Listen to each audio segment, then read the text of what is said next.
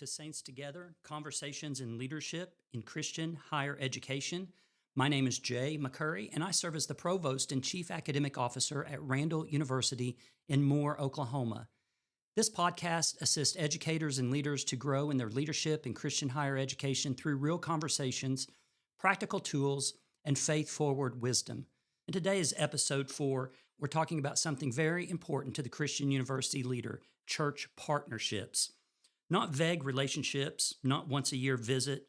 I'm talking about healthy, intentional partnerships with churches that lead to stronger recruiting, stronger student success, and stronger advancement, meaning fundraising that's mission-driven and it's not awkward. And I want to be clear up front, this isn't about using churches. This is about serving churches because that's why we exist. Let me start with a simple statement. Christian universities do not exist apart from the local church. If we forget that, then it gets awkward. We start chasing numbers without a soul. We start talking like a business and acting like a brand, and we lose the heart of what we're here to do. But when we stay connected to the local church, when we listen, serve, and build trust, then good things happen. Here's what church partnerships do when they're done well. Number 1, they help families trust you. Parents don't usually pick a college from a billboard. They pick a college because someone they trust says that place is the real deal. Number 2, they help students imagine themselves there. When a church sees your campus as home, students begin to picture it as a place that they can belong. And number 3, they strengthen your mission. It reminds us we're not just offering degrees, we're shaping lives. And yes, church partnerships absolutely help with recruiting and advancement. But when recruiting and advancement are rooted in mission, it feels right, it feels honest, and it feels like ministry. At Randall University, this isn't just theoretical, this is who we are. Randall is a part of the Free Will Baptist family, and that matters because our denominational story is an education story. We believe for a long time that training leaders matters. Pastors, missionaries, teachers, business leaders, ministry leaders, and faithful men and women who serve wherever God places them. So when I talk about church partnerships, I'm not talking about a marketing strategy. I'm talking about a return to our roots. Let me give you a quick history of the Free Will Baptist in higher education, because history helps us understand what we are called to do right now. The Free Will Baptist movement has deep ties to education. In the 19th century, Free Will Baptist helped launch schools that became significant institutions in American higher education. For example, Hillsdale College began in 1844 with Free Will Baptist roots and remains well known today. Bates College also traces its origins to the Free Will Baptist story connected to Benjamin Randall and the Northern Randall movement. And Storer College was another important part of that heritage. Over time, the denomination's educational work took different forms in different regions. In the 20th century, the National Association of Free Will Baptists established a denominational college, what is now known as Welch College, founded in 1942 as Free Will Baptist Bible College. Later, other regional schools emerged as well. California Christian College was founded in 1955 by Free Will Baptist churches in California, and Southeastern Free Will Baptist College traces its beginnings to planning meetings in the early 1980s and opened as a college soon after. Now, why does that matter? Because this tells us something about who we are. Free Will Baptists have been serious about raising up trained, faithful leaders. So when we talk about church partnerships today, we're not trying to invent a new idea. We're simply trying to steward an old one faithfully, wisely, and with joy. Here's what I've seen over the years. A college will say, we have great relationships with our churches, but when you look closer, it's mostly a few handshakes, a few photos, an occasional pulpit announcement, and a lot of hope. Well, hope is not good, but hope is not a plan. It's a real partnership, and that partnership needs to have a clear purpose, a consistent point of contact, a rhythm, and a follow-through. And the best church partnerships are not built in a day. They're built through trust. So what does a healthy church partnership look like? Well, let me define it simply. A healthy partnership is shared mission, mutual respect, and consistent action. And that means you're not asking a pastor to help your enrollment. You're asking, how can we serve your students and families in a way that honors Christ? You're not asking a church to give to your school. You're showing them what God is doing through students and inviting them to be a part of it. It is relationship with a purpose. I like to think about partnerships in 5 levels, not because every church will become a top tier partner, but because you need a way to see progress.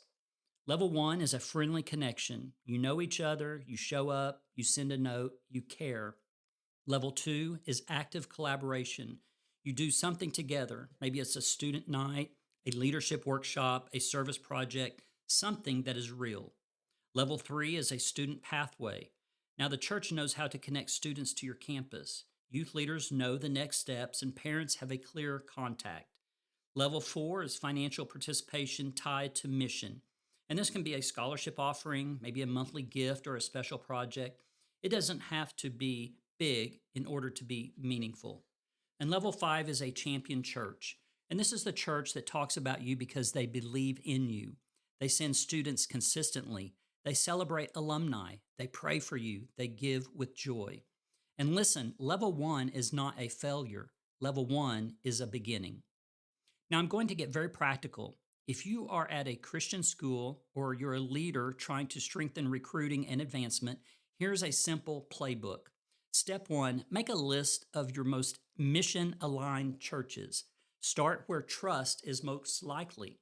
Denominational churches, churches with a strong youth ministry, churches led by pastors who value education and leadership development. Step 2 is to assign one owner for each relationship. It's not our team, it's not our office, but it's one person owns the relationship. Healthy partnerships don't happen by accident. They happen because someone cares enough to follow up. And step 3 is start with a listening meeting. When you meet with a pastor or a church leader, don't start with a pitch. Start with questions like, what are you seeing in your teenagers right now? What are the needs in your church families? Where are students struggling after high school? How can we as a school or a university serve you, not just ask from you? Remember, when a pastor feels heard, then trust begins to grow. Step 4 is to offer 3 simple ways to partner. Give churches choices that are easy to say yes to. For example, a calling and a college night for students and parents, a leadership workshop for youth and volunteers, maybe a campus day that feels like a ministry experience and not just a sales tour. And step 5, make the partnership visible to students. If students never see the partnership, then it doesn't matter. That visibility can look like student ambassadors from the church, a youth group visit to campus, students meeting faculty, worshiping together, a real connection that says you can belong here. Step 6 is close the loop with a short win report. This is where a lot of colleges, I believe, drop the ball. If a church hosts a night for you, follow up with a thank you note, a quick summary of what happened, maybe a one story, a one student, one moment, that one win. Churches don't just want information, they want fruit and they want to see impact. Step 7 is to invite them into something meaningful over time. This is where recruiting and advancement start to come together naturally. You might invite them to a scholarship goal, sponsoring a student experience, supporting a ministry program, or helping remove a financial barrier for students who are called and gifted but need assistance. When people see the mission clearly, giving becomes a response, not pressure. So, how do church partnerships strengthen advancement without getting awkward? Well, let me talk about fundraising directly for a minute. A lot of Christian colleges get uncomfortable here, and I understand that. Nobody wants to sound like they're constantly asking for money.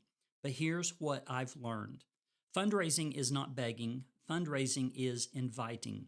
It becomes awkward when the mission is unclear. It becomes beautiful when the mission is clear. So, here are a few church friendly ways advancement can work. Church scholarships, even small, that support students from that church. Maybe a yearly offering where church helps send students into Christian education. A matching gift moment. One donor matches what churches give toward a clear student goal. Long-term vision, supporting facilities, programs, or endowments that strengthen Christian leadership formation. The key is this: Keep it tied to outcomes that the church cares about: students growing in Christ, students being trained to lead, students being prepared to serve. All right, here's your Saints Together Leadership Move of the Week. Don't ask for a favor, ask for alignment. And here's the sentence I would use.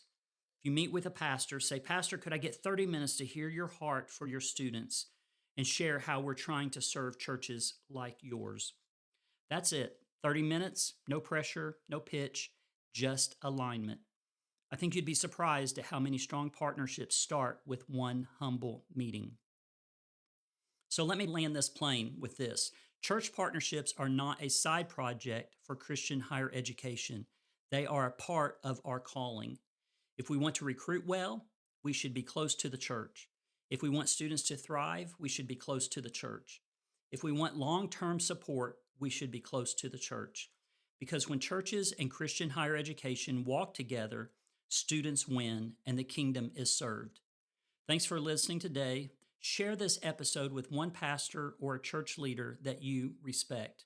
One share can start a conversation that changes the future for students in your community. Until next week, be the leader that you would follow. My name is Jay McCurry, and this is Saints Together.